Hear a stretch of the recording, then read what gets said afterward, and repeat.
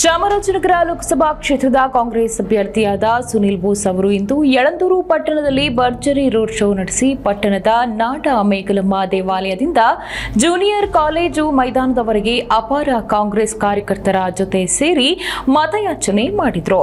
ನಂತರ ಮಾತನಾಡಿದ ಅವರು, ಬಿಜೆಪಿ ಅಧಿಕಾರಕ್ಕೆ ಬಂದ ನಂತರ ರೈತರ ಬಡವರ ಬದುಕು ಮೂರಾಬಟ್ಟೆಯಾಗಿದೆ. ಕಪ್ಪು ಹಣ ತರುತ್ತೇವೆ ಹಾಗೂ ವರ್ಷಕ್ಕೆ 2 ಕೋಟಿ ಉದ್ಯೋಗ ಸೃಷ್ಟಿಸುತ್ತೇವೆ. ರೈತರ ಆದಾಯ ದುಪ್ಪಟ್ಟು ಮಾಡುತ್ತೇವೆ ಎಂದು ಅಧಿಕಾರಕ್ಕೆ ಬಂದು ರೈತ ವಿರೋಧಿ ಕಾಯ್ದೆ ಅನುಷ್ಠಾನಗೊಳಿಸಿ ರೈತರಿಗೆ ಮಾರಕವಾಗಿದೆ. ಜೊತೆಗೆ ಕೋಮು ದ್ವೇಷ ಹೆಚ್ಚಾಗಿದೆ. ಕಾಂಗ್ರೆಸ್ ಅಧಿಕಾರಕ್ಕೆ ಬಂದಲ್ಲಿ ಬಡ ಕುಟುಂಬದ ಮಹಿಳೆಯರಿಗೆ 1 ಲಕ್ಷ ರೂಪಾಯಿ ಅಲ್ಲದೆ ಉದ್ಯೋಗ ನೇಮಕಾತಿಯಲ್ಲಿ 50% ಮೀಸಲಾತಿ, ರೈತರಿಗಾಗಿ ಸ್ವಾಮಿನಾಥನ್ ಆಯೋಗದ ಶಿಫಾರಸಿನಂತೆ ಎಂಎಸ್ಸಿ ಕಾನೂನು, ರೈತರ ಸಾಲ ಮನ್ನಾ, ಕೃಷಿಯನ್ನ ಜಿಎಸ್ಟಿಯಿಂದ ಮುಕ್ತಗೊಳಿಸುವುದು ಸೇರಿದಂತೆ 25 ಗ್ಯಾರಂಟಿಗಳನ್ನು ಜಾರಿಗೊಳಿಸುವುದಾಗಿ ಪ್ರಣಾಳಿಕೆಯಲ್ಲಿ ಭರವಸೆ ನೀಡಲಾಗಿದೆ.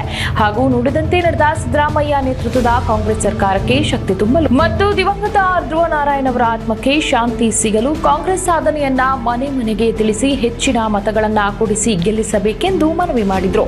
ಈ ಸಂದರ್ಭದಲ್ಲಿ ಕಾಂಗ್ರೆಸ್ ಕಾರ್ಯಕರ್ತರು, ಮುಖಂಡರು, ಟೌನ್ ಪಂಚಾಯಿತಿಯ ಮಾಜಿ ಹಾಲಿ ಸದಸ್ಯರು ಹಾಗೂ ಸಾರ್ವಜನಿಕರು ಭಾಗಿಯಾಗಿದ್ದರು. ಮೈಸೂರಿಗೆ ಬಂದಂತ ನರೇಂದ್ರ ಮೋದಿ ಅವರು ಒಂದು ಮಾತನ್ನ ಹೇಳಿದ್ರು, ಏನು ಮಡಿಕೇರಿ ಕೂರ್ಗಂತ ನಾವೇನಂತೀವಿ ಅದನ್ನ ನಾನು ಸ್ವಿಟ್ಜರ್ಲೆಂಡ್ ಮಾಡ್ತೀನಿ, ಪ್ಯಾರಿಸ್ ನ ಮಾಡ್ತೀನಿ ಅಂತ ಇದೇ ಮೋದಿ ಅವರು ಹೇಳಿದಂಥದ್ದು.